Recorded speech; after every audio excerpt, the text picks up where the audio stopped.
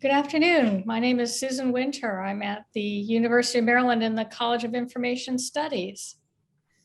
And I'm John King. I'm at the University of Michigan in the School of Information. Hi, I'm Nick Berente. I'm at the University of Notre Dame's Mendoza College of Business. And I'm Joel Cutcher-Gershenfeld at Brandeis University's Heller School for Social Policy and Management. And I'm delighted to welcome you to the launch of session 7 of the Leap to Large workshop series. And as you all know, we begin each of these sessions with a video, an explainer video they're called, that of course you have the opportunity to download and use in your teaching. This is focused on today's theme, which is bridging across fields and disciplines for large-scale science and engineering research. And actually, I'm going to stop it here for a minute. I just realized I need to do the right sound settings before we go any further. I apologize for that. From a small scientific project to a large NSF science and engineering initiative is a considerable undertaking. Take scientist Lucy, for example. She does computational chemistry and is making the leap to large. Lucy has identified her key stakeholders and the value propositions that her project offers them. Lucy has also generated impact metrics that match the diverse interests of her key stakeholders. She is a project leader and a data leader, actively striving to attract and develop a next-generation workforce with broad participation. Lucy needs to coordinate a diverse, distributed team. Her main approach is described as management by objectives. Lucy gets her team together to jointly identify common goals. She and her team define primary responsibilities for the goals and the activities to achieve them. They set targets for the outcomes of these activities and measure them with key performance indicators. They monitor these activities and continuously look for ways to improve. But collaboration on a large science enterprise is not just scheduling meetings or working against metrics. Structuring tasks and actively monitoring and improving the work is harder when working with a team from different disciplines, backgrounds, and perspectives. A large science and engineering project requires a leader who can lead collaboration involving team members who are individually diverse, but are also diverse in terms of field or discipline. Collaboration in interdisciplinary work is critical and easier said than done. A leader has to deal with conflict. Fortunately, there are some well-established approaches to do this. Ultimately, it involves far-reaching dialogue on underlying theories and assumptions. It begins with clarifying terminology. The same words can have very different meanings across fields and disciplines. It also involves an appreciation for diverse perspectives and methods, achieving triangulation and synergy by approaching problems in different ways. When it goes well, there are generative processes that differentiate and integrate. Both are key. New knowledge emerges as everyone bridges across boundaries in language, method, perspective, and theory. So, let's focus on bridging across fields and disciplines. Super. And with that, we now turn to our slide deck. Susan. Thanks, Joel. So today's our last session. It's on collaboration across fields and disciplines. And just to give you a little taste of what's coming up, next slide. The welcome and overview, a little bit of feedback from the pre-session survey results, a little bit more debrief on the bargaining game that we did last time. We'll talk about cross-disciplinary collaboration, collaboration and coordination, virtual collaboration, negotiation and conflict resolution. I know many of you have been hoping for that topic through the whole series. Have some poll questions, and then we've got Dr. Nadia Bliss as our keynote. She's Executive Director of the Global Security Initiative at Arizona State University. Some concluding remarks from Dr. Gurdeep Singh, who's the Division Director for Computer Network Systems at SIZE at NSF, and summary and next steps. So, Joel. Thanks. And as always, we are so appreciative of those of you who responded to our pre-session survey. As you may recall, we combined session 6 and 7 into one survey, and we heard back from 156 of you, or about 10% of the people that initially registered, and those responses are deeply appreciated. We will probably follow up shortly after the session with just some feedback on session 6 and 7. And then in 6 months or a year, we'll be interested to see what you're actually doing with these ideas. So there may be 1 or 2 surveys to come associated with this project yet to you, but we've completed the weekly drill of a survey each week, which has been helpful. Needless to say, you represent our sweet spot. Those of you that responded to the survey, most of you have led at least 1 or 2, and many of you 3 to 5 smalls or mediums, but very few of you have led a large. Some of you have led 1 or 2, and that represents sort of our target. And needless to say, last week, a number of you responded that you had, of course, either been here or said you would be viewing the earlier videos. They are all available on the platform. The last thing that I want to say is we did ask you about your fields and disciplines, and we gave you a list, and there were some others that you added under other. So this is everything that was responded. And needless to say, as a group, many of you are in computer science or engineering or data science or information science.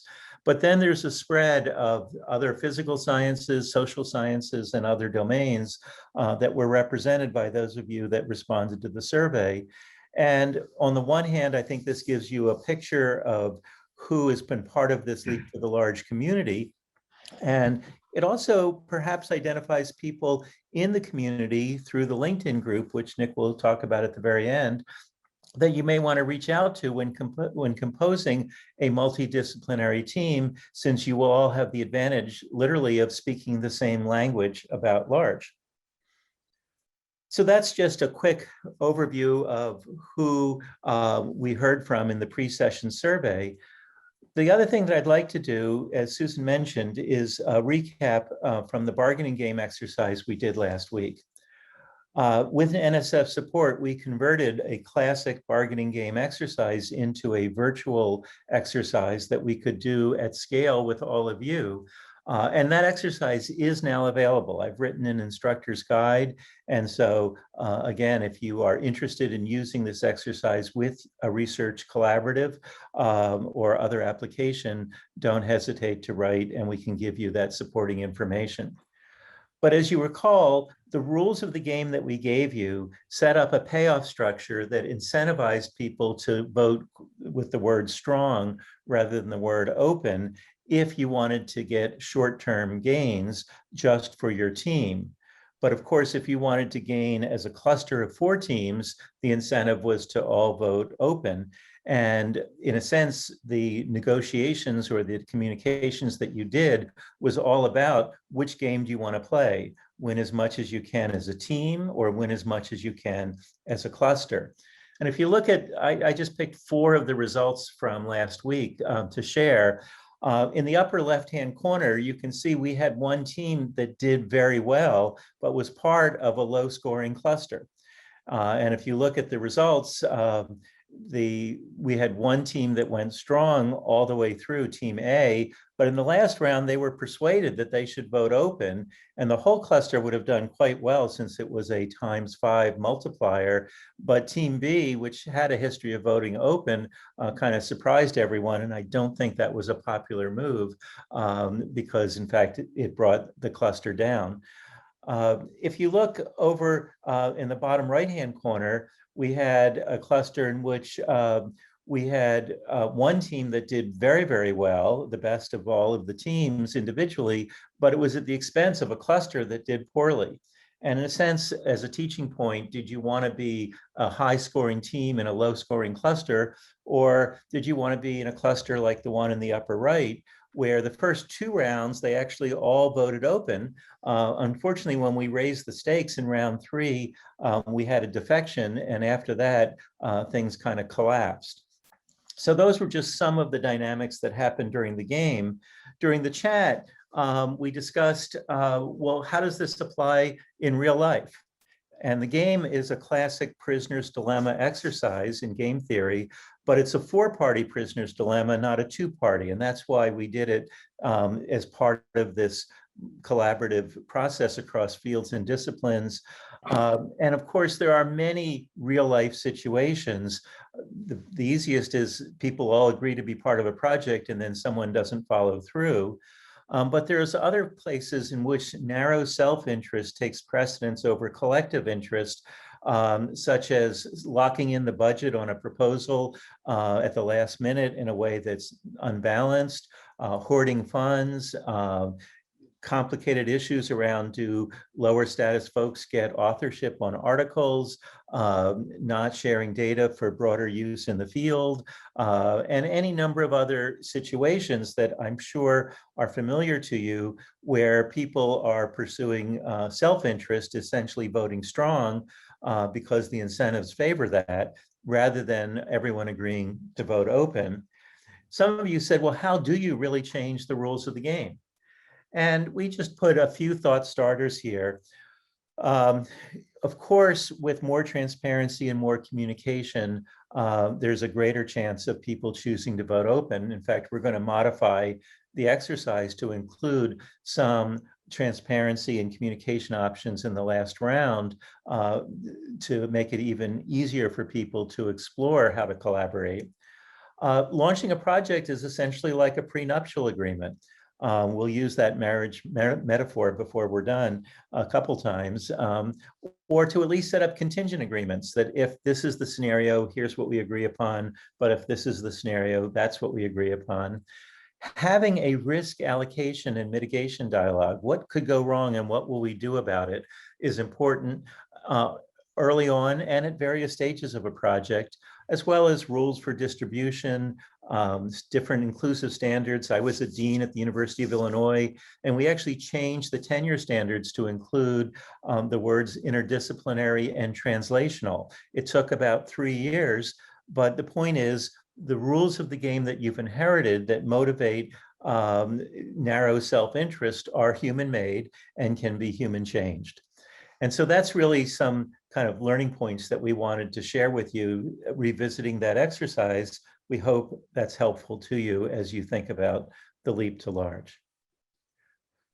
With that, let me turn it to John and take us into now today's topic, which kind of builds on this notion of how do you collaborate across fields and disciplines. Thanks, Joel. The entire focus of the next few minutes is going to be that working across fields and disciplines is important, but it's hard. And we're going to explore why. So starting with important, well, if you look at grand challenges or NSF's 10 big ideas or whatever, these things start to add up. There's 10 here, there could be 15 there, and depending on where you go on the web, you can find more of them. You need to boil it down. You can't keep track of all of this. And each of these ideas or challenges has its own stakeholders. So to try to get a hold of this, you want to do what I call chunking. Next slide. Okay, we provided 4 chunks: science and engineering, workforce, economic, and innovation.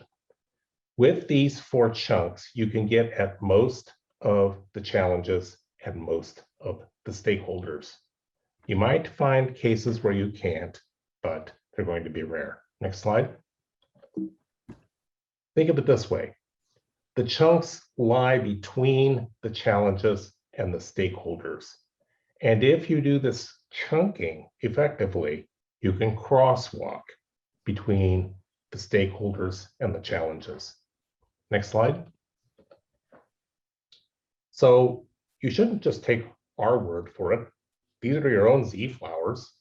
The Z-flowers show that it's important, but it's hard. So this one is on terminology. Next slide. In addition to terminology, which came up in the video, there were questions about publishing. There were questions about research questions that are going to be asked. Yeah, it's important, but it's hard. What makes it important? What makes it hard? Next slide. If you search on disciplinary or disciplinarity, you're likely to get pulled into a discussion about the terms, what the terms mean. You can get hung up on this. It can take your time. You can come back to it and look at it if you want. But I think the takeaway here boils down to something quite simple. Next slide. The more seriously you take a discipline or field into account, the harder it is. So generally speaking, as you move from intradisciplinary towards transdisciplinary, according to this picture, it becomes more difficult. Secondly, the terms are easy to use and just throw around. The term interdisciplinary is often claimed, but what's actually done is cross-disciplinary or multidisciplinary. It is intentionally made easier by people. Next slide. So what to do? Basically, let the work guide you. You want to study river flooding. What about river flooding do you want to know? The middle column is the work. The left column is the level of disciplinarity that might be required. The right column are the stakeholders that you would have to involve. As you proceed from the top to the bottom of this chart, you should assume that this is additive. You add hydrologists to researchers pioneering the study of the Anthropocene. You can't not do hydrology when you're studying rivers, but hydrology alone might not be enough. Next slide. Think of it this way. For smalls and mediums, mindset 1 might be sufficient. Interdisciplinary, cross-disciplinary, multidisciplinary might be sufficient. But if you're going to make the leap to large, you're probably going to have to add mindset 2 to mindset 1. Agile, adaptive, proactive, transformational. In those cases, you're probably going to have to engage interdisciplinarity, transdisciplinarity. Next slide. Why bother? Why is this important? Well, we boiled these down into a checklist of 3. The first one is, can I address the problem with just one disciplinary perspective? Yes or no? The second one is, does the problem need multidisciplinary perspectives, multiple fields? Sometimes it's important to go in depth with multiple disciplinary perspectives to find out if they're needed. So you might have to do that anyway, just to find out that it's not needed. And finally, might there be options, benefits in the future that are important to people's rational calculations? People look ahead. They think about things. They think about future benefits. So one of the arguments that's made is that condensed matter physics gave up materials science, kind of went over to engineering and materials engineering. That was a very lucrative field. That might not have been the best option. Next slide. So why is this hard? Well, it's now been half a century since Donald Campbell wrote a paper called The Ethnocentrism of Disciplines and the Fish Scale Model of Omniscience. In my personal opinion, this has never been improved upon. This was after he had tried to lead an interdisciplinary program in a large organization. And he said the ideal is that you get all of these different fields and disciplines to cover the landscape like fish scales. That's the fish scale model of omniscience. So we can see the subfields D, K, P, and S are represented in this array of fish scales. Next slide. This is the reality that often happens. People won't leave things alone. They won't let the fish scales cover all of the territory. D, K, P, and S start to coalesce. they develop a kind of center line. They become centripetal. And in addition to the forces already named, the homophily of people being ethnocentric, there is camaraderie and there is strength in numbers. So resource politics becomes a big issue. Next slide. So here are the tips. In order to really work at the intersection of fields and disciplines, you have to become a leader. And the leader is someone who is followed by others who are not like the leader. So this is where diversity comes back in. You have to really listen to other disciplinary stakeholders. You have to take their needs seriously. You need to find analogs between your own field of work and their fields of work. The same kinds of concerns that motivate you might motivate them, and you need to be ready to interact with them on these. And finally, you have to meet their interests. They are probably not coming to work with you strictly as a work for hire. They probably are not coming to you strictly because they want to provide you with their expertise. They want something out of the collaboration. So you need to know what that is. And with that, I'll turn it over to Nick, who's going to tell us about collaboration and coordination. Thanks, John. So to talk about collaboration and coordination, I figured we could go with one of the great thinkers of the 20th century. His name's Peter Drucker. And Peter Drucker wrote his much of his work immediately, or some of his early work immediately after World War II. When we thought of management, when we thought of organizing in terms of command and control, where managers were directive and workers were generally thought to be, say, more of a blue collar worker. What he saw was the emergence of what he called knowledge workers, which, you know, if you think of scientists, were certainly, and researchers and engineers, they're certainly knowledge workers. And he said that you couldn't be as directive with these folks as maybe you were. So this is why he's considered the founder of modern management. And if you were taking, say, management courses, hopefully some of the foundational elements of this could be found in Peter Drucker's work. And his big idea was management by objectives. If you're going to manage a bunch of knowledge workers, a bunch of people who know what they're doing, they actually know better than you do their topic. And you could see the parallel here, of course, with cross-disciplinary, interdisciplinary work, transdisciplinary, all the things John talked about. So the way that we do this, the way we organize these efforts is management is what Peter Drucker famously called management by objectives. And it's pretty simple. It's that you jointly identify common goals. Again, this is not directive. This is not top down. These are our goals. You get all of the team together and they define their goals.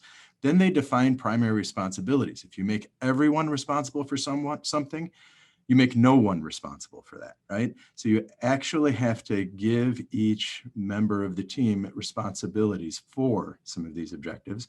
And then you set targets. You don't just say you're now responsible, but you jointly identify targets. And then of course you track these and you continually improve. You can never expect to set everything up perfectly to begin with. So you need some mechanism for improving. So if we go on, next slide, if you recall from back when we talked about metrics, you know, your vision, your mission, your high-level goals, these are the things that we as independent actors can refer to help coordinate and organize our efforts in a consistent way. So we're going to talk about goals because it's management by objectives, and objectives are essentially goals. Next slide. And you could think of goals, and there are many different ways you can do this. So I'm just helping you with maybe a simple view. And that is that we can think of two types of goals for our large scale enterprises. You can think of strategic goals and operational goals. Your strategic goals are going to have a few major metrics for them that we call key performance indicators. A key performance indicator is just a measurement, right? But it's one we've elevated to be particularly important. So it's usually a proxy for, are we going after these major goals? You know, it's a general indicator, and we have a target for that, and we assess our project in terms of that key performance indicator. But that's not all of our metrics. There's a lot of day-to-day activity, and each of those day-to-day activities need goals to help us manage around, to help us coordinate around those lower level. And we might consider those operational goals, and those have metrics as well. So next slide. And the way to think about it is this, it's project management in a sense that you're doing a work breakdown structure. So for those of you familiar with project management, it's that simple, but we're doing it with our organization, right? We're structuring the organization. So there's not a start and an end time in the same way that you might have in a large scale enterprise that you might have for a project. And the idea is that you pick a strategic goal, you pick, and in those strategic goals for your effort need to have a PI or a co-PI in charge of them, period. Then operational activities underneath each activity that you do should be contributing to one or more goals.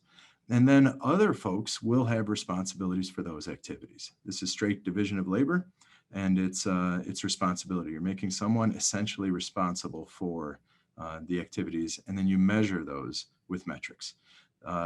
You pick the metrics that make sense. And on the operational level, we like to use the idea of SMART goals. Any goal you have that's operational should be very specific, very measurable, and as you see here, achievable, relevant, and time-based. That's the idea. Now, your strategic goals might be a little more general, but certainly any operational metric is going to involve a SMART goal. So let's give an example. This is Exceed, and if you recall, we had John Towns out here, and this is all public. You see the link there. You could look at all of Exceed's activity, and we've worked with them over the years. And if you look at their major strategic goals, there are 3 of them, right? It's deepen and extend use of their platform, of their ecosystem, advance the ecosystem, sustain the ecosystem.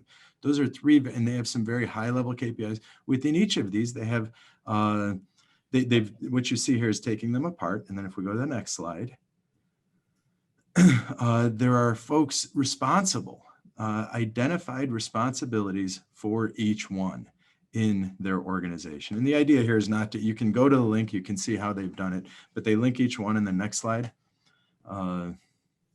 They have KPIs for each element. So everything we've just mentioned that are, so for example, this is deep in use in existing communities, right? They have key performance indicators for that. They have the target for their key performance indicator, and then they show their performance each quarter for each year. So if you want a good exemplar, you can go to that link for some of Exceed's information, and it'll give you a really nice management by objectives. And then how do we use those metrics? We of course report them to our stakeholders, but we also use them to determine how are we doing. If we're not doing well by our metrics, let's figure out why and see if we can improve. Of course, we're using those metrics to if we're doing well, let's figure out what we need to do to keep making sure we do well, right? Holding the gains so we don't want to blow up anything while we look for ways to improve what we're doing. So, and I might add, Nick, this is the Dr. Deming PDCA model. Too many projects just do, plan, do. But what you're advocating is to build in the regular check and adjust. Exactly. So that's management by objectives with some continuous improvement ideas. So thanks, Nick. I'm going to talk a little bit about virtual collaboration. And it's important to note in what Nick is saying that although this is one person who's responsible for it, doesn't mean that there's one person who actually is going to be doing all of the work. They're responsible for making sure that that goal gets met. But a lot of the work that happens in order to get that goal met, particularly in large, involves collaborating with other people and working with other people and communicating with other people. So one of the things that's important in doing a large is that a large is not the same as 5 smalls that have been pasted together. So it's not like each PI goes off and does a single thing and at the end you assemble it. They're actually integrated, but you can't make 5 people jointly responsible for something because it's too easy for them to drop the ball. You want one person who's the point of contact, who's responsible for making sure that it gets done, making sure that the other people are engaged in doing that work and meeting that goal. So that leads to the question of how do you actually stay engaged? And as you've all experienced, collaboration is challenging.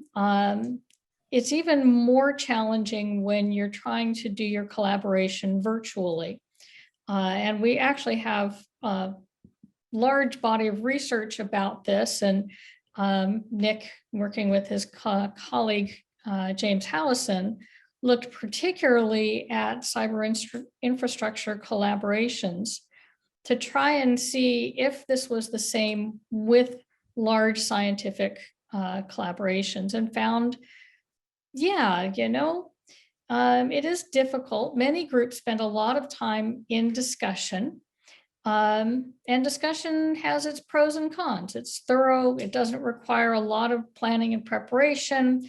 There's real-time interaction. It's also time consuming and can be poorly utilized. There can be delays. It takes a lot of attention. This becomes more challenging when you go virtual and there's a need to actually meet face to face. Then people have to get together from different locations, and that becomes a much different issue. So the question becomes when to use discussion.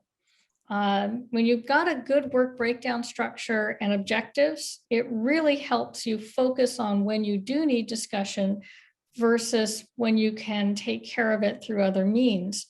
Whenever there's ambiguity, you should still plan on having discussions. So when is there ambiguity? Early in the collaboration, when you're trying to figure out who wants to do what here.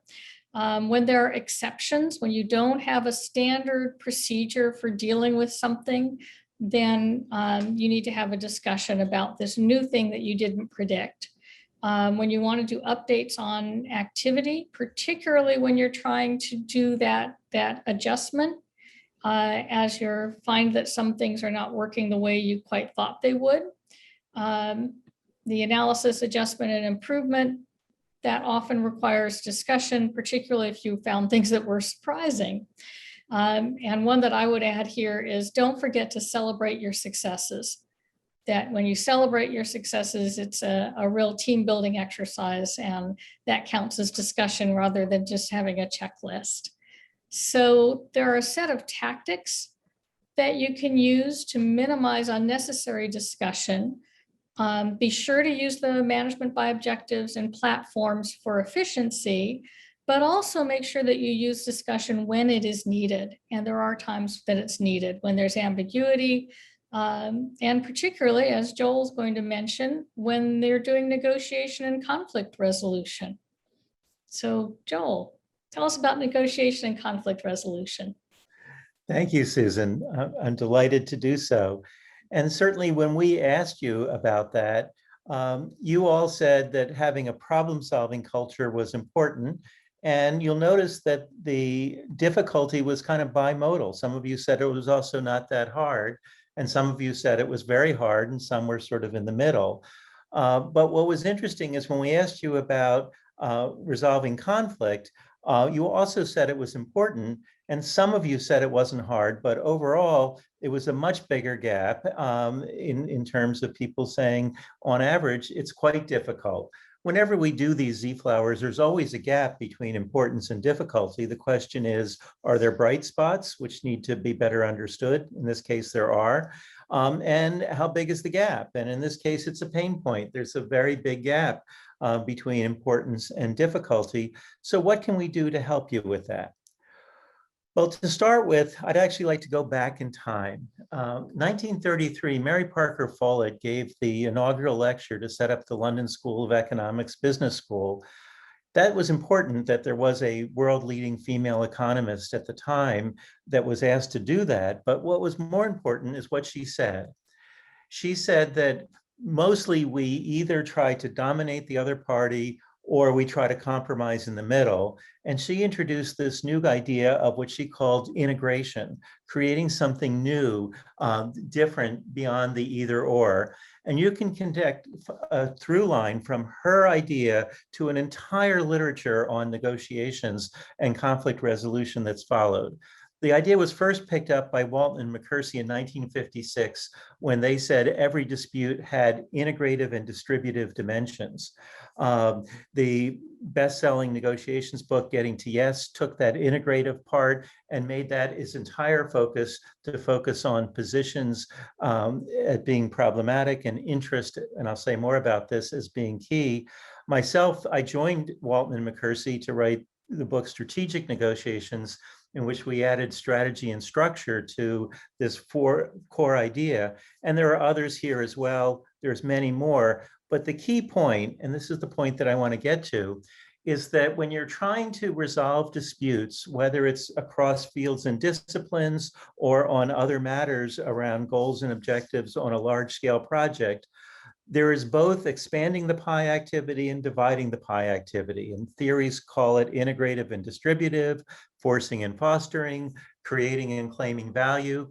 I gave a talk years ago in Poland, helping folks in their newly privatized economy, in which I talked about this contrast. And unfortunately, I did not speak Polish and only learned at the break that the interpreter was translating what I was calling integrative and distributive as the good approach and the bad approach.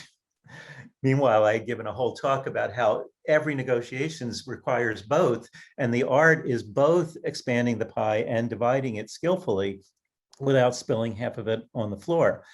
And here's the coaching advice for moving into this cross-disciplinary, multi-stakeholder, large-scale space. Too often the conversations get stuck on positions. I want more of this, less of this. And in a sense, you only have then either one side wins or a compromise. The coaching advice here is to shift the conversation to focus on interest, underlying needs, concerns, hopes, and fears. When we have an interest-based conversation, it often goes like this. Well, I'm asking for this, but here's why, and here's what's important. And the other party might say, oh, well, if I knew that that was what you wanted to do, then what about we might do this or that? And so the way to think about it is that typically when you're bringing folks together and at each stage of a large scale project, you hear stated positions. We want to do this. We don't want to do that. It could be about methods. It could be about budget. It could be about any aspect of the work. And the art is to say, why? Help me to understand why you want to do that, to get what's the hidden parts of the iceberg, not just the visible positions. So let me illustrate that with an example. We'll go back to John's example with river flooding.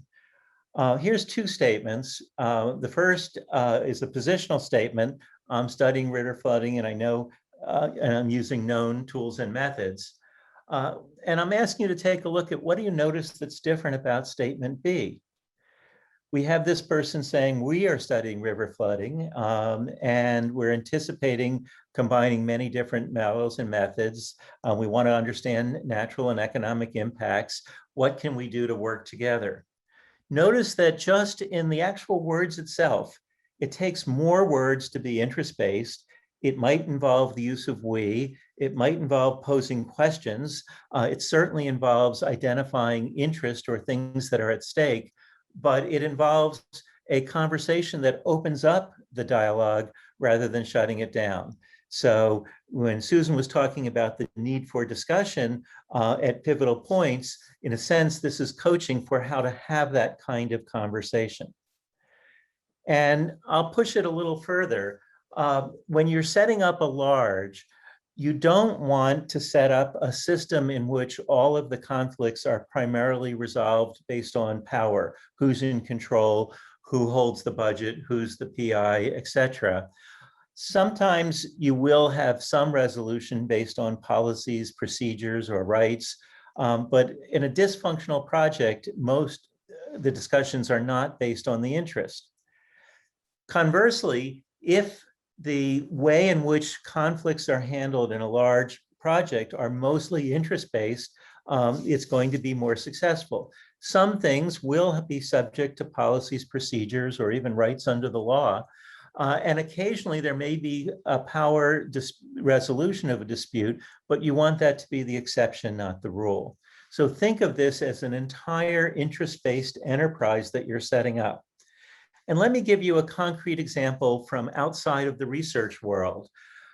A number of years ago, in 2006, I got a phone call from the chief negotiators at Ford and the UAW. They asked if I would get on a plane and fly to Detroit and secretly meet them at a Catholic seminary. When I got there, they said, look, the definition of insanity is doing the same thing over and over and hoping for a different result.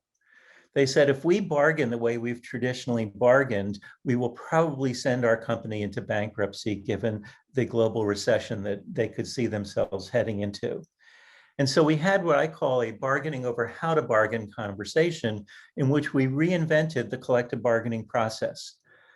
They have about 26 subcommittees on topics from quality to safety to other topics.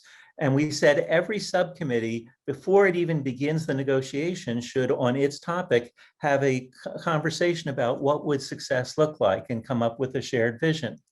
They should collect the relevant data. They should analyze who are the stakeholders and what are their interests and generate options. And it isn't until step 5 that they actually did negotiations and then, of course, plan for implementation.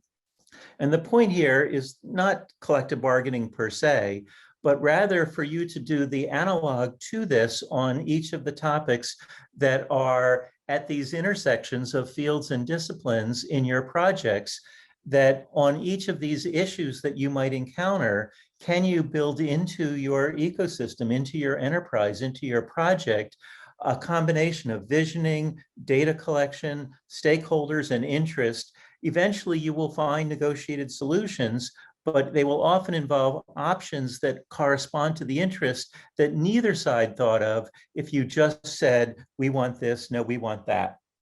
And so in a sense, if you think back to our model from session 2, every project, every large-scale project has a set of stakeholders and a set of interests or things that are at stake. And every stakeholder has a set of positive, negative, or neutral views. We've color-coded them on this heat map as red, green, and yellow. And every interest has a set of stakeholders that are aligned or misaligned around it. And essentially what we're saying is that you want to have those interests be at the core of a set of stakeholder conversations to get enough alignment for action on your large-scale project. The final thought that I'd like to share with you is that in many respects, as you bridge across fields and disciplines, as you set goals, as you resolve disputes, as you pioneer what may even be new spaces among fields and disciplines, you are what we call in the social sciences a boundary spanner. You are spanning across those fields and disciplines. You are spanning across those domains and topic areas. And boundary spanners face a set of challenges. The first challenge is that you need to learn from others and set aside what you know. So as a good boundary spanner, you are bridging into other domains to learn from their lived experience by theory, by method, by problem definition, etc. At the same time, you are representing your own field and discipline. And so you don't want to forget where you came from. Otherwise, you will be accused by folks in your domain as having forgot where you came from, as having, quote, gone native. And so ultimately, you are in the job of educating others on what you now know to bring everyone along into this boundary spanning or bridging conversation. And so in some respects, what you've heard from all of us is a journey in which John outlined that a large-scale research project is going to have a set of discipline or boundary spanning activities that get progressively more difficult as you get more integrative. What you heard from Nick is that you need to differentiate and set clear goals and objectives and allocate roles and responsibilities. But what we heard from Susan is that you need to bridge across through dialogue, through discussion, but you can't just always be talking. You have to be targeted. When is discussion needed? When is it not? And particularly as we're operating on a virtual basis. And what we're suggesting here is that conflict, far from being a problem to avoid, is not only natural, but to be embraced. Because we assume that you have both common and competing interests across fields and disciplines and across problem definitions. And the work is to be what we say hard on the problem, not on each other, to understand the underlying interest and to be able to bridge across in integrative and generative ways. So with that, I think we'd like to pause, and Nick will take us through a few poll questions just to sort of reinforce our thinking. Nick? Thanks, Joel. So we're going to do poll question number 1. Which of the following is an example of an operational SMART goal around publication for a project? 1, generate many publications from the project. 2, target publishing in top conferences and journals annually. 3, publish results in 3 conferences and 2 journals annually. 4, publish 2 Nature and 2 Science papers annually. So the results are coming in. We have already over 100 people voting. Oh, it looks like we're getting to about 150 people voting. Now we're, I think, getting over 200. And things are starting to settle out. I'll end the poll, and Nick, you can see where we're at. Oh, you were right. Good students. The third one was the best because publish results in 3 conferences, 2 journals annually. It's quantitative, it's achievable. There's a time measure. If you remember, a SMART goal is specific, measurable, achievable, relevant, and time-based. The publish 2 Natures and 2 Science papers annually. If that's achievable for you, then I want to be on your research team. I guess some people do that, but that one was supposed to kind of be more of a, you can't really plan for that, but you can plan for top outlets. And then the second one is find top conferences and journals annually, but there's no real number. That's not measurable. You need to have, try to your best to put some numbers with it. Okay. So next poll question. Which of the following is not a good use of discussion-based coordination in meetings? Updating everyone on the current performance metrics for operational goals. That's the first one. Second one is getting to know each other early in a collaboration. Third is dealing with unforeseen events and exception handling. And fourth, help in decision-making on generating project deliverables. And early results are coming in. We've got over 100 people that have responded. The results are still coming in, and there seems to be a pretty clear pattern. We're now, it looks like close to 200, over 200. The results are still coming in, but I think there's enough of a pattern here that we can share the results. All right, again, good students, you are right. Updating everyone on current performance metrics for operational goals. You don't need to spend time on that, right? Just post a dashboard, people can see it. What discussion is meant to do is other things. Now, one of the interesting things is the second one, getting to know each other early in a collaboration. If you look at, and this is particularly important now in COVID days, right? If you look at virtual collaboration, one of the strongest findings we have for people who study virtual collaboration is that the teams that spend face-to-face time early in the collaboration, and this used to mean getting together actually and spending days working side by side, then they go off and work virtually, are much better off than the ones who have never spent any time together. So that's a pretty well-validated finding. And of course, the others are things you need discussion for. Super. Well, let's go to our third question. All right, this one's a little long, apologies for that, but 2 of your co-PIs are in conflict over who should be first author on a paper. They collaborated equally, each proceeded under the assumption they were leading the effort. They can't seem to solve it without your help. How do you solve this? Well, your first option is tell them to make it alphabetical and add the asterisk saying it's equal authorship. Second, tell them that one of them can be first author this time, the other will be first author next time. Third, conduct a meeting where they each present their cases and then you decide based on the details of the situation. Or fourth, conduct a meeting where you get at the needs and concerns of each party and get them all out on the table, discussing each concern in a professional manner and guide a common consensus outcome.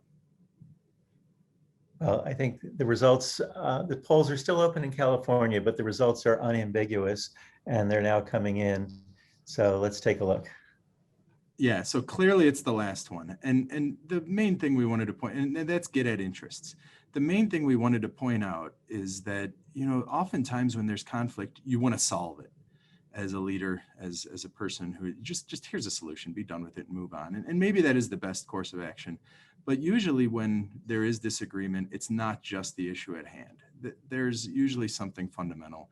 And a good leader will sit and work through the issues and make sure people have a safe place to express their concerns, their needs, and work together to try at least drive a consensus outcome. So although just solving it quickly and moving on is tempting, it often makes sense to do what Joel said, get at interests and take a little time. And by the way, I shared the UAW Ford example. They did follow that process and in fact did not go into bankruptcy during the last recession where their competitors, GM and Chrysler, did, at least in part because they bargained in traditional adversarial ways. So these processes, these approaches lead to concrete, tangible results. And that's why we're pointing you in that direction. With that, Susan, you want to introduce our guest? Absolutely. I am delighted to have the opportunity to introduce Dr. Nadia Bliss. Dr. Bliss is the Executive Director of the Global Security Initiative at Arizona State University. She was previously Assistant Vice President of Research Strategy at Arizona State University's Office of Knowledge Enterprise Development. She is Professor of Practice in the School of Computing, Informatics, and Decision Systems Engineering, and Senior Sustainability Scientist at the Julie Ann Wrigley Global Institute of Sustainability, and a Senior Fellow at New America. Before she was at ASU, Dr. Bliss was at MIT Lincoln Laboratory, was the founding group leader of the Computing and Analytics Group. She received the MIT Lincoln Laboratory Early Career Technical Achievement Award for her work in parallel computing, computer architectures and graph processing algorithms, and leadership in anomaly detection in graph-based data. She has bachelor's and master's degrees in computer science from Cornell University and a doctorate in applied mathematics for the life and social sciences and complex adaptive systems science from Arizona State University, and is a senior member of the Institute of Electrical and Electronics Engineers. So without further ado, Dr. Bliss. Thank you so much, Susan. It is really a pleasure to be here with everyone today. I really appreciate the invitation, and I certainly am learning a lot myself. So this is a fantastic session. Next slide, please. So a little bit about my background in context of interdisciplinary work. So I've spent now most of the last 2 decades in national security research and development. And I would say really all of it was research, some slightly more mature stage research, but it's really research. I would say that probably everything I have worked on has been inter or transdisciplinary. And I would say not everything interdisciplinary is large, but every large project should be interdisciplinary. I identify very strongly as a mathy computer scientist. I'm active in the national community as a computer scientist. I'm also an executive council member of the Computing Community Consortium, but I also think quite a bit of myself as a national security professional. So you will see here in my remarks that there's this notion that disciplines matter, but so does the problem. And I have always cared about that interface between disciplinary depth and broader problem impact. A little bit about the organization, the institute level entity that I run at ASU. We have 4 research centers under the Global Security Initiative. We have about 150 affiliated faculty. They span 12 colleges at ASU. So we work with everyone from engineers to journalists, to humanists, to social scientists, to mathematicians, psychologists. And our expenditures in fiscal year 20 were about $34 million a year. So what I've done here is I've put together a list of my top 10 sort of my observations, lessons learned, what I look for in teams in terms of interdisciplinary large scale work. So if we can go to the next slide, we can dive right into the top 10. So first of all, I'd like to start with the best interdisciplinarians have disciplinary depth and know when they're out of it. A comment that I sometimes hear just generally from various folks is that interdisciplinary or transdisciplinary work is kind of shallow and not rigorous. Well, my response to that is bad interdisciplinary work.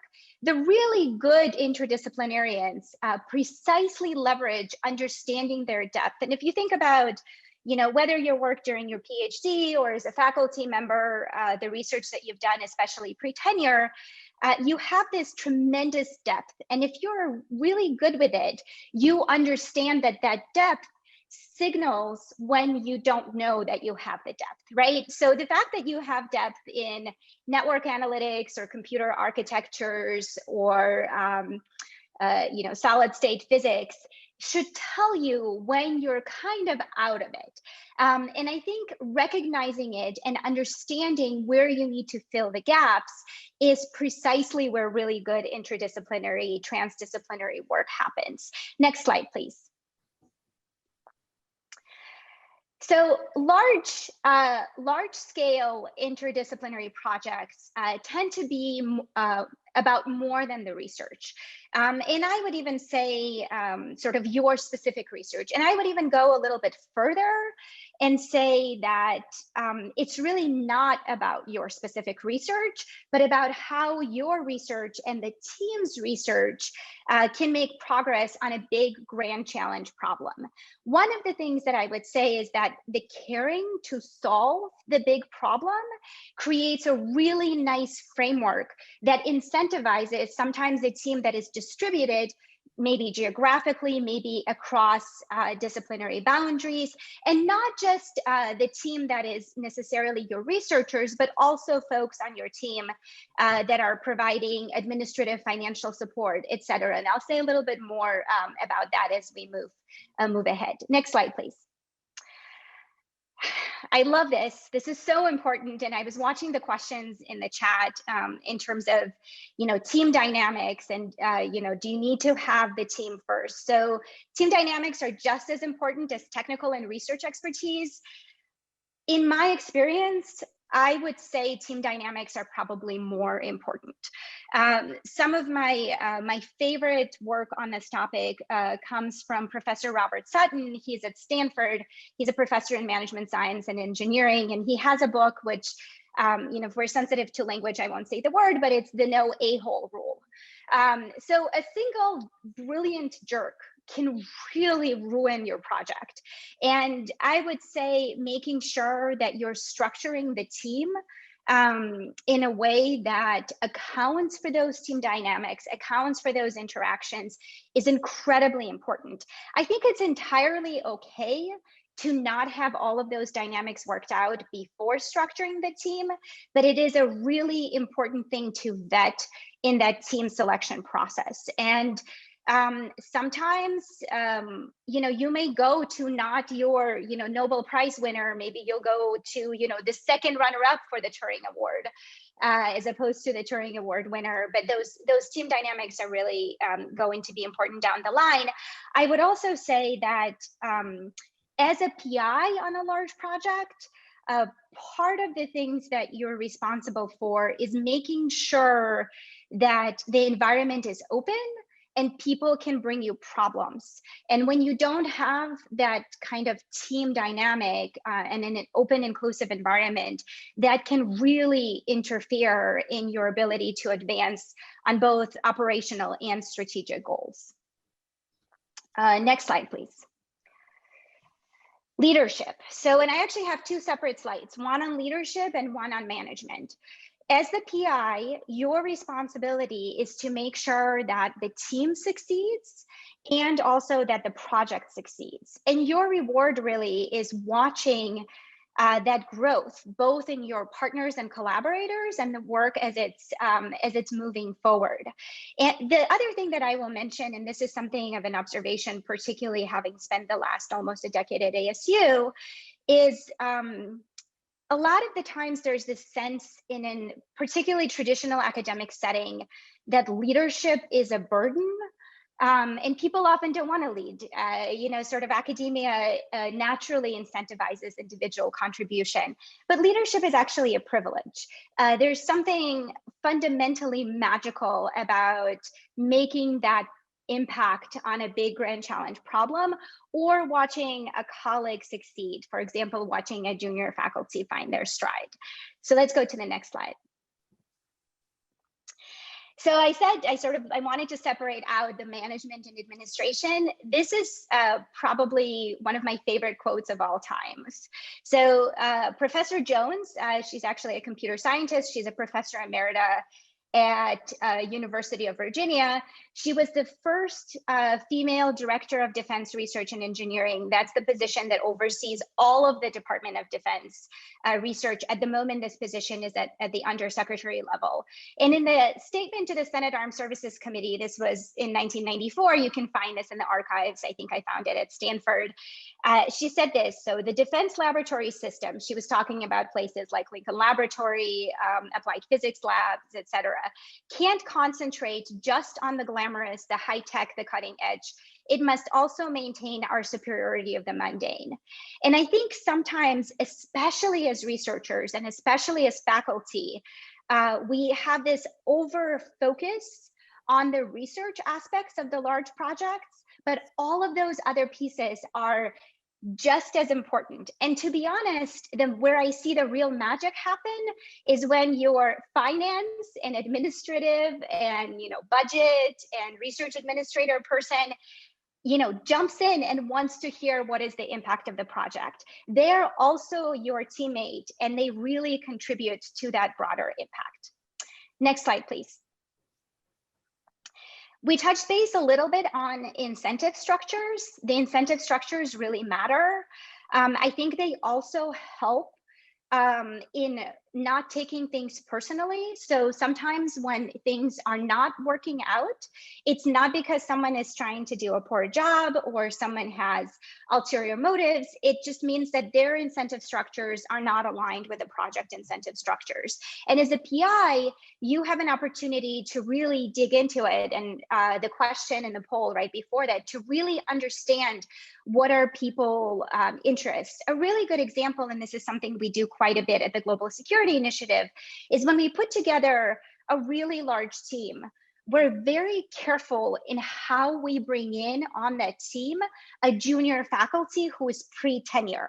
So understanding that their incentive structures versus someone who is fully tenured and is interested in leading or interested in building collaborations are going to be different, really helps create space for them. The other thing that something like that would do is it gives an opportunity for the junior faculty to experience a large project earlier in their career. But again, the burden is on you as the principal investigator to create that space for them and understand that that's how those incentive structures work. And I would say it's really important to keep in mind, and obviously, we can see this from the the importance of this workshop and the conversation here is that academia, traditional academia, is just sort of getting into creating incentive structures for these large scale efforts, but there's so much reward in working on these big impactful projects. Next slide, please.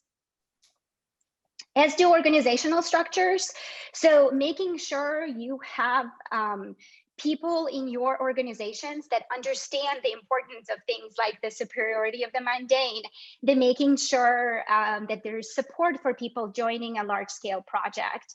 At Arizona State University, for example, we explicitly have organizational structures that sit outside of the traditional academic hierarchy, but at a level of a college level unit. So that's how my Global Security Initiative organization is. So, I sit in a position that's equivalent to a dean, but outside of that hierarchy. And that kind of organizational structure creates a space where my incentive is to work on big security challenges and not necessarily to advance, computer science or engineering or psychology or any particular discipline. The other thing, actually, can we just go one more? I had one more example there. The other thing that's really important in context of these structures, and this can be something that becomes a support network within your organization, or it can be something that you do as a PI, is sometimes, especially on a large project, a program officer or program manager, depending on the agency, will want to reach out and talk about we want to add this expertise, or this faculty is not performing, and you want to be able to have a structure where you can have that conversation with the funding organization. Next slide, please. I love this one too. So as I said, I'm a mathy computer scientist. I was initially, for the first, my master's and bachelor's, and for the 10 years of my professional career, trained as a very traditional engineer. So as an engineer, my bias is very much towards action. I just want to do, like, I want to build, I want to solve, I want to do something. And what I have found when I work, especially with my colleagues from the social science and humanities and science policy, is that there is a bias towards critical inquiry. So essentially understanding when something is not working or how something can be misused. And to some degree, sometimes that is the research. So that work, after that critical inquiry process happens, they're essentially done. So understanding that there are different cultures together can come up, could lead to a much, much stronger outcome. And right now, I'm sure, I saw more than 50% of us are computer scientists. We all appreciate that we could have really benefited from much more critical inquiry in our discipline. So I'm really excited to see that happen. Next slide, please. Patience is key. This all takes time. We've talked about this throughout the session. I also think it is really important to make space, budget, and time to learn each other's language and vocabulary. That is research in itself and is really important. And then last slide, please. So I obviously think it's 100% worth it. I think one of the things that's really exciting about trans interdisciplinary large-scale initiatives is that essentially you have impact as you're working on it, as opposed to when you're working on curiosity-based research, it tends to be 10, 20, 30 years out. So this notion of focusing on the grand challenge problem first, and then identifying pieces that you have to bring in, and it's the and both, the most advanced research, the most challenging problems, bringing those together, I think is incredibly rewarding. I also think this notion of building teams and building relationships that can sometimes be lifelong is incredibly rewarding. And this is where I actually really like to quote Leslie Knope from Parks and Rec. So this is from the finale episode. Teddy Roosevelt once said, "Far and away the best prize that life has to offer is a chance to work hard at work worth doing." And I would add that what makes work worth doing is getting to do it with people that you love. You don't necessarily need to love your team, but you do need to like and respect them. That really helps. So go find your team, and I'm happy to take any questions. Super. Thank you so much.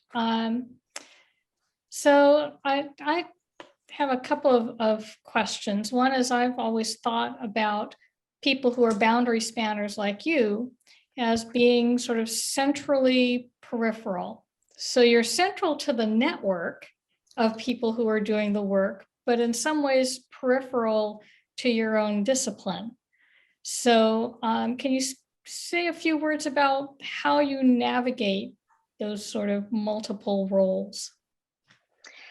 So I guess, it's a really interesting question to me specifically, because I'm one of those really strange people that have always known what she wanted to do. So when I was 6, I actually wanted to be a mathematician. And then at some point I realized that computer science is basically applied math. And, my degrees are in computer science and applied math, and that's where I worked. But I've also always been interested in problems. So for me, where I navigate is I very much look at the and. So it's not just, I'm obviously interested in national security problem space and security more broadly. So it's not just the national security problem, it's also where really most advanced research can help.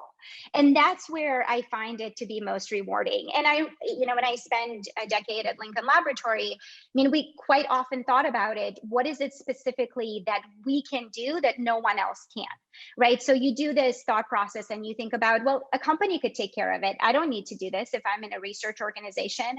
or this is a great project for an individual contributor, right? So you figure out what drives you. And for me, it's the and of the problem and the research and the bringing those together. And that's kind of how I operate. And I always did. I used to love Bond movies as a kid. I mean, that's, like Q. Q is like the quintessential interdisciplinary project person. Absolutely. What about, do you do anything with your teams so that they have an ability to evaluate how well they're blending the disciplines? How do they know if they're doing it well or doing it poorly? Yeah, so there's a couple of ways to look at it. I think, and this is a very not exciting way, but I do think this is important. A lot of the times you can look at publication history. So ideally you want to be able, so say if you're bringing two disciplines together, say you're bringing together, so I actually did this during my PhD, we looked at like theoretical biology with applied mathematics, right? And can you publish different aspects of the work in different communities? So that's one of the things where you're adding something new there. And it's the and, because the and is telling you that you're melding them together. The other thing I think is you create metrics that are driven based on the problem you're trying to solve and not based on the disciplines. And it's a little bit squishier that way, but I think then you're making progress on a problem. And at some point it becomes less important if you've blended the discipline, like if you've measured that blending explicitly, but the blending happens because you've made progress on a problem. Yeah, excellent. So we've got a question from the participants. They're asking, given that universities are very siloed, how do you actually run into people in different areas? How do you make those connections? Yeah, so that's a fantastic question. And this is why I explicitly called out that organizational structures matter. So we actually create those spaces, right? The Global Security Initiative is precisely the type of organization where we are chartered to do that. And not only do we do that in context of an incentive structure that supports that kind of activity. If you don't have something that is meant to create interdisciplinary spaces, assuming you have cycles and assuming you're at a part in your career where you can do that, just do that yourself. You would be, I hear a lot that people don't want to work on national security problems.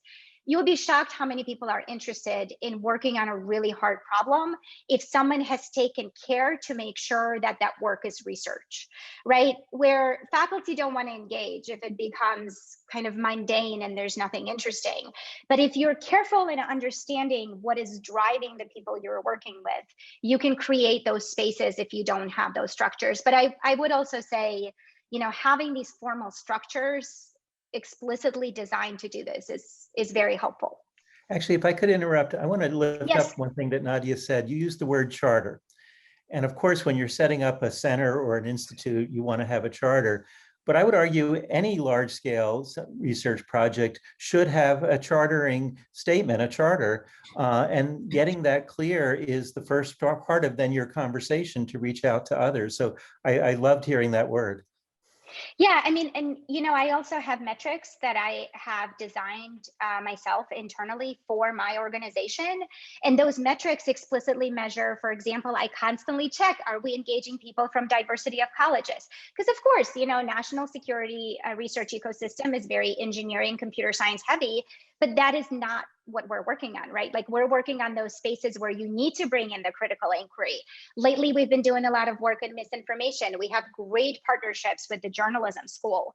I think we might have the first ever DARPA project, which has journalism faculty on it, which is, kind of exciting in itself, right? So measuring the fact that you're making those connections, but not just for the sake of connections, but for the sake of solving a grand challenge problem. So can you speak a little bit more to sort of how you form a team? What do you do when there are new members? Are there ways for them to get acquainted? How do you vet them to see if they'll work well with the existing team? Do you stick with the same people you've been using? What's that process look like? So there's different approaches, I would say, and what I'm commenting here is, highly based on my experience and the philosophies in my organization. One of the things that I find is really helpful is to start with a smaller team and also some concept of what it is you want to do. So I find that the projects where we tend to be a lot more effective are the projects where we have sort of a core idea of what we're going to build, and maybe, apologies, that's my cat, and maybe a group of 4 or 5 people. Another way to approach this is just to have a brainstorming exercise where, everyone comes in from the beginning. I find that to be honest, a little less effective. And then once you've created kind of a structure, whether it's, in NSF terms, maybe it's an institute structure or the pillars of an institute. In DARPA terms, it's technical area structure. Then you open up the aperture and, invite as many people as want to participate. But having a core team and an idea in the beginning and having that focus, I find really, really helps. So can you speak a little bit to, we have a question about how important team activities are, like regular socials, retreats. Do you do those kinds of things? Do you do personality tests for people? So we've done actually some personality testing for like institute leadership team. I don't, like for my executive team, I don't think we need to do that broadly. And there's also science is mixed on whether those really, are as telling as people say they are. I think they're fun, but I don't think they're necessary. We do absolutely have things like, in the before times, we would have lunches and happy hours and organize events during pandemic times. We've done, like we had a llama on our Zoom early in the pandemic. I think everybody really enjoyed that. But those things where people can have conversations, I think are really important, because ultimately, it's hard to admit as a computer scientist, but we're just all people, right? And you can't algorithmify that. So, and the relationships, so what those relationships create, and to the earlier points, that those relationships formed early on are really important. But what those relationships create is a channel of communication. And where that's really important is when you have some sort of issue or challenge on a project. And, I would love to say that there are never any challenges, but that's just not true. If your project is large enough and runs for long enough, you're going to have challenges. And it's always nice if you can reach out to your collaborator and be like, hey, can we talk? And just talk through what is happening, as opposed to if you don't have that relationship, that is much harder to resolve those type of issues. Good point. Yeah, there's some research, they call it social capital and idiosyncrasy credits. So as you do social things together, you build those connections. And as people bond together, you get sort of a certain number of idiosyncrasy credits that you can spend, which means you can do something weird every once in a while. And people are like, yeah, fine. But to your point before, if you've been a jerk the whole time, you don't get a lot of idiosyncrasy credits. No. I also think, as a PI, it's really important to call out poor behavior. And that applies broadly. A person can be really nice to other faculty, but be a total jerk to, for example, the finance person. That is never okay. To me, that's a really good sign that I don't want to work with that person, because quite frankly, what makes these things work is teams of people. Right? It's not teams of researchers. The research is really important, but you need all the people on that team. So I take that very seriously. And to me, that's a really good vetting mechanism. If you see someone being not nice to others, you can almost always tell this is going to be problematic. Excellent. Well, thank you so much. I think we're about out of time, and we're going to move on to our next guest speaker. So before we move on to introduce Dr. Bliss, if you wouldn't mind, we have a whole bunch of Q&A. If you look at your screen, there's a Q&A tab. We were not able to answer to get all of the questions asked. So if you could maybe type some answers, or if you thought you answered it live, just click the live. But Thank you very much. I would be happy to do that. I'm sticking around for the rest of the session, and I really appreciate being here. This is really fantastic. Thank you. Excellent. Thank you so much. And next, I'd like to introduce Dr. Gurdeep Singh, who's the Division Director from NSF's Computer Information Science and Engineering Directorate in the Division of Computer and Network Systems. Dr. Singh is at NSF on loan from Syracuse University, where he was Associate Dean for Research and Graduate Programs in Electrical Engineering and Computer Science. He has a Master's of Science and a PhD in Computer Science from SUNY Stony Brook, and a Bachelor in Technology in Computer Science and Engineering from the Indian Institute of Technology in New Delhi. And Dr. Singh developed techniques for designing correct and efficient distributed systems, has research interests in distributed and embedded systems, synchronization, synthesis, network protocols, compositional design and analysis techniques, and configurable middleware systems. His research has been funded by federal agencies like NSF and DARPA, and by industrial organizations like Lockheed Martin. And Dr. Singh has numerous honors and awards, and we'd like to welcome him and thank him for joining us. But you're muted. Yeah, thank you. Thank you, Susan. So it's my pleasure to be here and give the closing remarks for this workshop series. It's been great listening to the presentations today and in some of the previous sessions. So I'm just going to reflect on a few things and try to put things in the context of the SAIS Directorate. So as you know, SAIS Directorate has 4 units within it. So there are 3 research divisions, and then we have the Office of Advanced Cyber Infrastructure. And so within these units, we have programs which range from all the way from research-focused programs to education curriculum development, workforce development, and then we have several infrastructure programs. So I've listed some of them over here. Next slide, please. So within these different types of programs that I talked about, we do have many categories of proposals. So we start with the small sized to mediums to largest, which are up to 3 million, and then we go up to further larger ones, which are frontiers, institutes and center level proposal alliances. So when we sort of look at all of these proposals, these different categories of proposals, so the ones that are of interest to this particular workshop series is the one which is from largest on down onwards, largest frontier, institute, center alliances.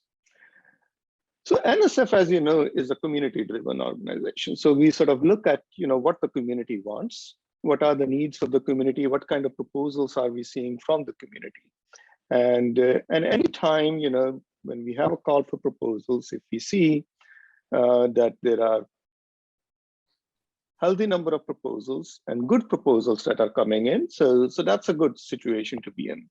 Of course, many times when in a particular year, what we'll find is that, there were very good proposals. We were not able to fund all of them. But then that sort of gives us some ammunition to say, okay, next time around, we are either going to, allocate more funds to that, or even in the current season, we are going to try to find some more money to fund as many of those. So that's how sort of you build that particular program in terms of community whenever there are good proposals that are coming in. If there are not that many good proposals that come in, then that sort of triggers a negative thing, right? So the people, if there are not many good proposals that are received, then the next time around there will be less budget that's going to be allocated. So when I look at the range of, as we talked about, the large proposals that were coming to at least to the SAIS Directorate, the results have been mixed. So depending upon the programs that we have had, somewhere, some of them have had good programs, good proposals, others have not, and they have adjusted accordingly. So some of them have gone to say, okay, let's have a competition every other year. or let's not have a competition at all, or two other ways in which they have adjusted. So that's why it's very important that we want large proposals. We want more of those so that we can then allocate more budget and then go to our management, upper level management, and say, look, we need more budget and size because we need to do, we have to fund all these excellent proposals that are coming.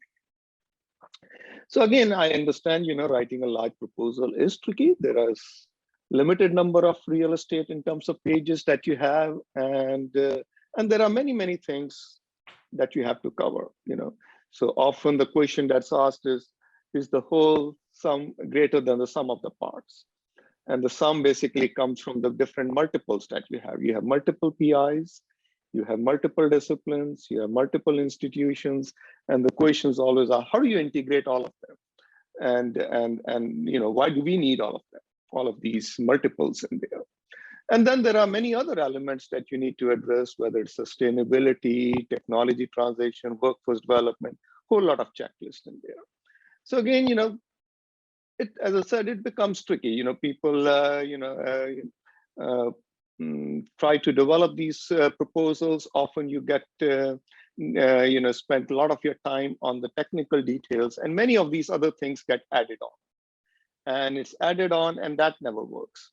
So I think that's the kind of things which this particular workshop has, surfaced these issues over the past month and a half. Is how do you sort of go about developing ground up right from the very beginning? We talked about prenuptial and all of those charters. Those are the kinds of things you want to sort of start from the very beginning, so that these things are not added at the end, but they are baked in from the very beginning. So it's this is very important exercise from my perspective. Having a handbook or a recipe to follow in terms of how do you write these large proposals is very important, because as PIs also, we are spending a lot of time writing these proposals. So it's very important to understand how they are going to be evaluated, because you write all these technical details, you feel very happy about it, and then they come up with the nuts and bolts and say, well, this wasn't addressed. And it also is very important for us as NSF also to lay out the expectations, this is how things are going to be evaluated. So next slide, please. So I think, so this workshop series, I feel was very important. It's sort of, I think, as the beginning of the building of the community of large proposal writers. And I can see, the demand is out there. So if you look at the number of registration, over 1,000 registrants for this, Margaret and we were very surprised. We was, how did you get 1,000 registration? We are almost thinking that all of our advertising will just outsource to you guys, because getting 1,000 registrations for any one of these, any of our events is amazing. But the thing is there is appetite out there. People want to write large proposals. So I think, we are happy to support these kinds of efforts, and we hope that we'll continue building this on this particular effort, so that we get to the community in terms of best practices and to follow in terms of writing these proposals. Finally, want to thank the organizers. It takes a lot of time planning. I know, so the organizer, Joel, John, Nicholas, and Susan, and also to the NSFers. I know Mimi talked about this when I was doing my very first rotation back in 2014 to 2016. And it's taken a lot of work in the background in terms of getting this planned out, and then also delivering it over the last month and so over the month. And also want to, thank the attendees. Again, week after week, you have come to attend these particular sessions, again, at a time when there is a lot going on. So thank you very much for attending these. So, and I hope that there are a lot of takeaways from this workshop. So thank you once again. Thank you. And I think John has a little bit of a conclusion and takeaways. Okay, thanks, Susan. So the first thing to say about this list of takeaways, if it all came down to a single slide, why don't we just do a single slide? And the answer is you're not going to remember everything that we've discussed here, even if you go back and you study it, but that's okay. Most of this enterprise, this workshop, has been dedicated to an attitude. Making the leap to large is an attitude. It includes figuring out the functions, the foundations of this thing. We had dimensions of science, engineering, workforce, economic, innovation, and so forth. And with those, you can capture most of the stakeholders. You need to align the interests of the stakeholders. Measurement is important. Leadership is important. Data is important. The stuff is coming into the requirements of proposals. That's because it's needed. Workforce is important. Collaboration is important. All of these things go together in making the leap to large. This is the construct that we've come up with for the moment, but it's not the construct that's going forward forever. So with Joel, we'll wrap it up. Actually, first, Nick, go ahead. So just to let you know, it's not done now. We will continue on, but not through the workshop. We're going to continue on. We're creating a YouTube channel, which I just posted actually in the LinkedIn group.